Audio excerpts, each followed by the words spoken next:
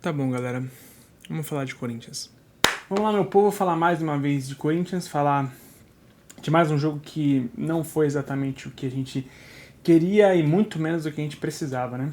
Eu vou falar um pouco mais sobre aspectos que fogem do jogo, mais pro final do vídeo, mas antes vamos falar de Corinthians 2 e Internacional 2. Corinthians consegue um gol ainda cedo no jogo, né? Uma leitura boa de pressão. O time jogando em casa, a atmosfera toda contribuindo e o time consegue fazer uma boa pressão no início do jogo, toma a bola cai no pé do Memphis, que tem um bom passe. Assim, eu vou ser muito honesto, tá? Por mais que eu goste muito do Memphis, gosto muito do que se cria a respeito dele no Corinthians, é um passe fácil, né, gente? Vamos combinar. Que eu vi muita gente ressaltando essa assistência e, gente, foi um passe simples até de se dar. O gol que foi anulado, sim, a assistência inacreditável, mas daqui a pouco a gente fala. O Yuri tá em bom momento, confiante. A gente, em vários outros momentos, eu sabia que se ele pegasse essa bola naquela condição, a gente não tinha certeza nenhuma de que seria gol. A gente teria muita dúvida. Mas, não sei vocês, eu tive a impressão de que na hora que sobrou a bola no passe para ele, né, quando roubam a bola e o Memphis passa para ele, eu tava seguro de que o Yuri faria o gol. O momento do Yuri é muito diferente, um momento muito bom, um momento muito positivo, porque o jogador não só melhorou, não só cresceu em confiança, como ele melhora aqueles que estão com ele. E o Yuri tá fazendo um papel muito impressionante um papel físico muito impressionante. Porque essas bolas adiantadas em que você precisa de um cara que vai correr e vai disputar no corpo e vai ganhar essa bola, cara, o Yuri tá ganhando grande parte das jogadas, assim, a maioria das jogadas ele consegue desenvolver. Ele consegue brigar, consegue trombar. Se ele parte atrás do marcador, muitas vezes ele chega na frente do marcador nessa corrida. O Yuri tá voando e, inclusive, em dado momento foi ali uma preocupação, né? Porque ao longo do jogo ele teve um choque lá nas costas, sentiu dor e ficou caído ali meio lateralmente. Ele que já teve um choque no início do ano, né? Contra o Palmeiras e tomou ali uma joelhada e teria trincado uma das costelas e tudo mais, enfim. É bastante impressionante que depois que ele conseguiu passar por esse momento de pancada, ele continuou no jogo, sofreu ali tipo um pouco de dor, né? Por alguns lances ele começou. Você pode não balançar a mesa, doido, por favor? Você pode, por favor, não balançar a mesa, doido? Por favor. Enfim, você já viram a cara do meliante aí que balança o vídeo, tá, gente? Mas enfim. Ele conseguiu seguir no jogo, né? Conseguiu continuar fazendo um jogo bastante intenso fisicamente. E pouco tempo depois do gol do Corinthians, pra mim tem um problema muito claro de quando você vai com o losango, né? Vamos imaginar que o Corinthians tem os dois homens na frente, né? O Yuri e o Memphis. Antes deles tem o Garro, aí você abriu dois volantes aqui e um primeiro aqui, certo? Essa era a formação do Corinthians. Era meio campo com um jogador à frente da linha de zagueiros, dois jogadores aqui, o Garro e esses dois aqui. Só que, do jeito que se forma esse losango antes dos atacantes e o time adversário ataca em linha, esse meio campo, ele não estava, no caso do Corinthians, ele não estava muito bem consciente de como preencher os espaços e fazer com que o Inter não sobrasse jogador com bola. Então, quando o Inter vem para cima do Corinthians, o Corinthians começa a não conseguir fechar os espaços. Sempre sobra um jogador do Inter com a bola e, pior, sobra com espaço. Quando vem o gol do Bernabé, né? É o Bernabé que faz o gol, se não me engano. Vou até confirmar aqui. Eu acho que é o Bernabé que faz o gol. Ele mesmo, é o Bernabé. O Bernabé começa a achar esses espaços porque tá o Martinez, o Garro e o Carrilho, que são esses três antes do Garro, né? Então é o Breno Bidon, o Carrilho um pouco mais atrás, o Martinez. Eles não tem dois em linha e os dois estão mais avançados. Quando essa linha sobe do Inter, não fica muito claro a respeito de quem vai marcar quem, quais os passos vão ser ocupados. E para mim, especialmente, é o seguinte: Yuri faz um trabalho de muito mérito físico, de sacrifício, de voltar, de ajudar na marcação, de acompanhar muitas vezes o lateral, e ele faz isso. Não tem cacoete e por vezes ele vai errar essa cobertura. É normal que ele erre, não é a função dele. O Memphis, você não vai aplicar ao Memphis alguma responsabilidade defensiva. E o Garro, cada vez mais, o Ramon Dias estava brigando com o Garro, que queria o Garro mais colado ainda neles, nos dois da frente. E o Garro, então, errava ao ver do técnico em voltar para preencher um pouco mais esses espaços.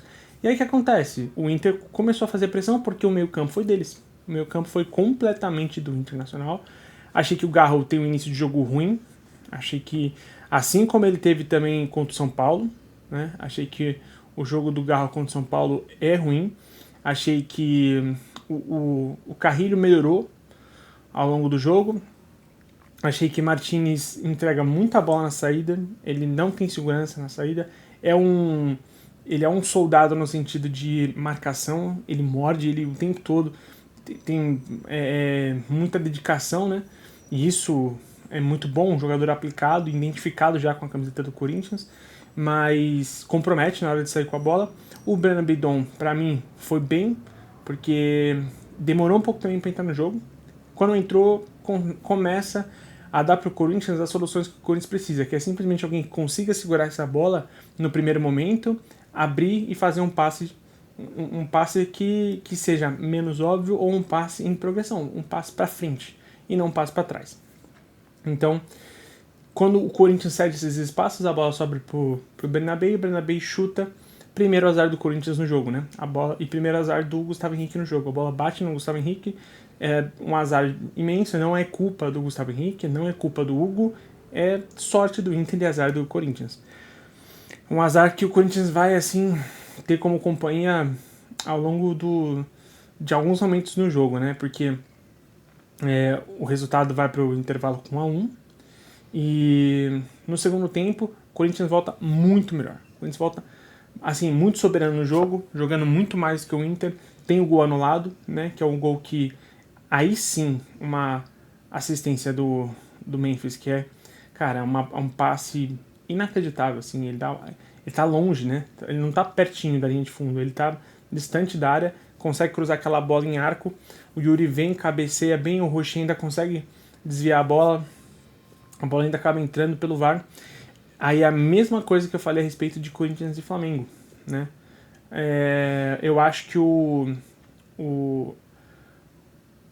a regra de impedimento precisa ser revista, porque assim como foi o gol do Gabriel, né, do Gabigol, o gol do Yuri também, o Yuri não tira vantagem nenhuma de estar na posição que ele estava para poder ser anulado o gol. Então, da mesma forma que eu acho que o gol do Gabigol, eu entendo que essa é a regra atual, mas que a regra atual precisa ser discutida, o mesmo vale para agora, né? Mas se está impedido, tem que ser anulado, não tem o que fazer. E aí, o Corinthians continua pressionando bem o Inter. O Corinthians continua criando boas soluções, né? Depois teve a entrada do Hugo, que faz uma boa jogada de ultrapassagem pela esquerda, toca para trás, o Garro chuta e o Rocher pega. E aí vai os outros azares do Corinthians. O Memphis tem um momento que perde um gol embaixo da trave, ele vai chutar, ele chuta meio que junto com o Yuri, aí a bola vai por cima. O Rocher começa a pegar ótimas bolas. Foi personagem do jogo, o Rocher. E aí quando o Corinthians continua a pressionar, tem uma bola cruzada na área que bate na mão do Thiago Maia. Eu honestamente, eu não entendo que... eu sempre penso isso. Cada vez mais eu entendo menos a regra de mão na bola. Então, eu não sei discutir se isso é pênalti ou não, tá? Eu acho que, de acordo com que o critério que a galera tem adotado para dar pênalti ou não, realmente a mão do Thiago Maia, o braço dele está muito aberto. Acho que foi até uma certa infelicidade dele, não acho que teve intenção alguma. Acho que foi pura infelicidade, às vezes no movimento. de pular ou de estar caindo, a bola bate no braço dele, pênalti pro Corinthians, que o Yuri cheio de confiança, pede pra bater. Esse momento foi o momento em que eu fiquei um pouco receoso em relação ao Yuri. Porque, não pelo fato de que ele vai perder o pênalti, não, mas eu tinha medo porque o Yuri hoje é uma peça tão importante do Corinthians, e se por acaso ele perdesse, eu teria receio do que poderia virar para ele, em sentido de dúvidas, em sentido de que o que negativamente poderia afetar ele, eventualmente perdendo um pênalti. Não foi o caso, bateu muito bem, nossa, bateu no ângulo, né, no ângulo direito dele, no esquerdo do goleiro, 2-1 Corinthians. E aí, o Corinthians continua até mantendo a pressão, continua tendo chances de fazer o gol, só que no finalzinho, naquele abafa final do Internacional, eu acho que talvez em outros momentos, talvez no momento que o Corinthians não precisasse tão desesperadamente de uma vitória, o Ramon Dias não teria mexido no final do jeito que ele mexeu, colocando o time bem recuado e dando espaço para sofrer essa pressão. E numa dessas jogadas, um atacante novo, né? Eu esqueci o nome do menino, deixa eu ver aqui.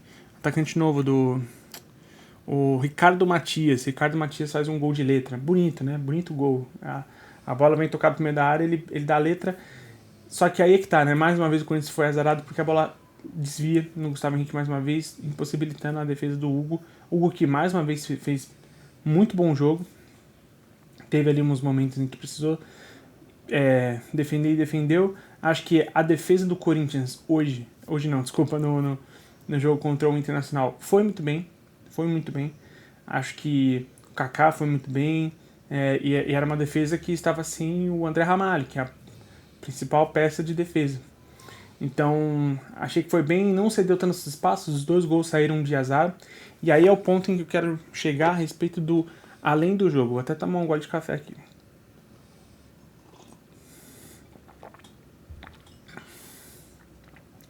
Para além do jogo, o que eu quero dizer com isso?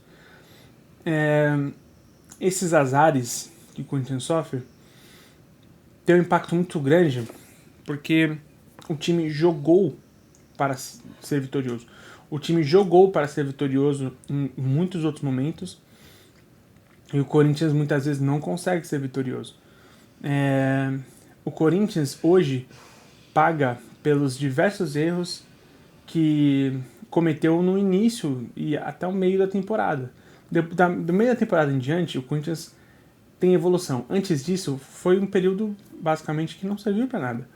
Então, o Corinthians, ele, por ter ficado dormente tanto tempo na temporada, por ter ficado essa nhaca, essa coisa assustadora de, cara, nada de bom sai disso, o Corinthians está pagando por isso.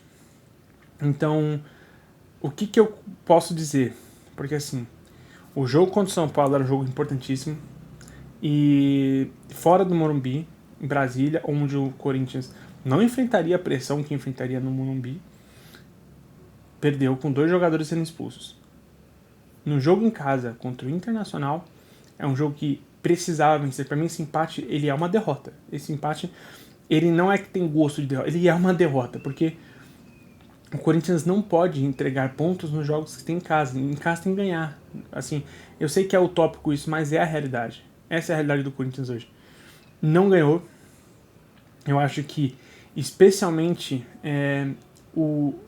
eu peço para vocês, se vocês puderem, sei lá, se tiverem acesso, depois busquem as imagens do apito final do juiz. Os jogadores do Corinthians têm o semblante de rebaixado, sabe?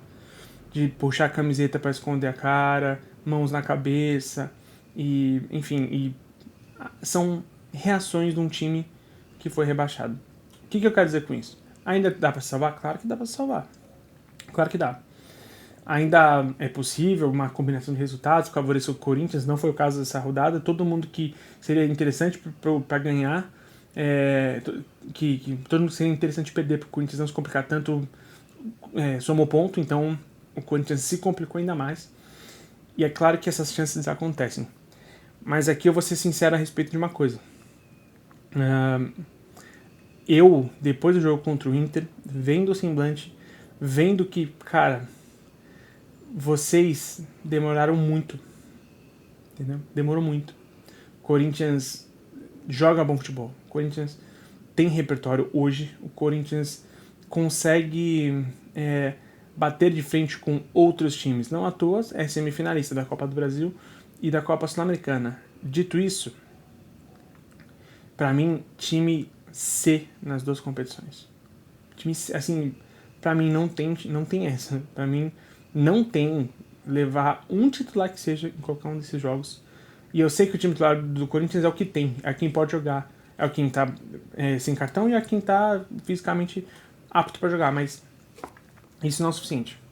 Isso não é o suficiente, porque não é possível que, do jeito que o Corinthians está, né, aqui, segundo a classificação, inclusive, vamos lá, o Corinthians hoje é 18º colocado do Brasileirão. Ele está... em cima dele tem o Vitória com 29, depois o Fluminense com 30. O Corinthians tem uma partida a mais que o Fluminense e 2 a mais que o Atlético Paranaense. Ou seja, o Corinthians, os outros times têm espaço ainda para conquistar mais pontos, o Corinthians não. E o Corinthians não pode arriscar perder algum dos seus jogadores-chave perto da reta final desse Campeonato Brasileiro, porque de nada vale você ganhar as duas competições se você for rebaixado. Para mim, esse discurso de que a prioridade era o Brasileirão, ele valeu muito mais no discurso do que realmente na prática. Preciso ser sincero a respeito disso, por mais que eu acho que o trabalho do Ramon Dias é um bom trabalho, mas não existe nada a ser comemorado e nem de bom trabalho a ser elogiado de um time que for rebaixado. Então, eu acho complicado, acho que, honestamente, e não é um discurso derrotista, não é um discurso pessimista, ou o termo que eu estou buscando usar não é esse, não é um discurso sensacionalista. Eu acho que a gente já pode começar a assimilar o pensamento de jogar a segunda divisão. Acho que a gente já pode começar a se acostumar com esse pensamento de que o Corinthians muito provavelmente vai estar na segunda divisão. Eu honestamente acho que a imagem dos jogadores depois que acabou o jogo contra o Internacional foi muito marcante para mim. Aquilo foi muito claro para mim de que muito da esperança foi embora ali. E o Corinthians tem muita condição de sair disso. Mas eu não vejo elementos como o time que está focado completamente nisso, não tá, tem outras duas competições sendo jogadas. O time que dá sorte nos momentos certos não dá sorte. O Corinthians tem bola na trave, é goleiro que pega tudo, 2 gols desviados, enfim, tudo convergindo para isso, e isso entra nos jogadores, isso entra no psicológico, isso entra como uma verdade para eles, entra como vai minando com as forças dos jogadores, e eu entendo que isso aconteça, mas a menos que o Corinthians mude completamente o seu planejamento e consiga as vitórias, seja na base do espírito, na base da técnica, na base da raça, na base da tática, assim, elas têm que sair, porque o cenário em que eu enxerguei no sábado foi de um time rebaixado. Então, era isso que eu queria trazer para cá. Queria deixar aqui, especialmente, essa fala a respeito de que eu não acho que o clube realmente priorizou o Brasileirão, as Copas. Entendo que dinheiro é bom, que público é bom, entendo tudo isso. Porque a competição dá moral para os jogadores voltarem para o Brasileirão. Dá, mas, assim, a verdade é que fisicamente os jogadores não estão tão bem, né? Basta ver alguns jogadores que no segundo tempo morrem, e esse claramente não vai ser o que vai salvar o Corinthians. O que vai salvar o título que o Corinthians tem que ganhar essa temporada é não cair para a Série B, certo? É isso, meu time. Se você chegou até aqui, muito obrigado. Se inscreve, curte esse vídeo, comenta aí se você concorda, se você discorda, se você acha que eu estou sendo um pouco pessimista demais, mas eu fico muito feliz com o seu comentário. E, importante dizer, tá saindo, eu tô fazendo um financiamento coletivo, uma vaquinha, por assim dizer, porque eu quero comprar uma câmera, então tá a chave Pix aqui. Se você fizer um Pix de até R$40, seu nome vai sair aqui no canal. Se você fizer um Pix de R$40 ou mais, você ganha uma foto editada gratuitamente. Gratuitamente não é que você paga R$40, né? Mas você ganha uma foto da sua escolha editada. E R$100 ou mais eu edito para você um vídeo de 1 minuto, de até 1 minuto, tá? Então, é isso. Se você conseguir contribuir com o que você puder, saiba que você fará desse canal um canal com melhor qualidade audiovisual, certo? E é isso, pessoal. O que vocês acham? A gente tem muito ainda o que discutir nas próximas semanas. O Corinthians, felizmente, aí vai ganhar uma semana de descanso e treinamento, mais treinamentos, por conta da data FIFA, né? Até por isso que eu me senti um pouco à vontade para demorar um pouco mais para soltar esse vídeo. Então é isso, time. Obrigado para todo mundo que colocou o joinha aqui para mim. Eu agradeço muito e a gente se vê no próximo vídeo. Valeu!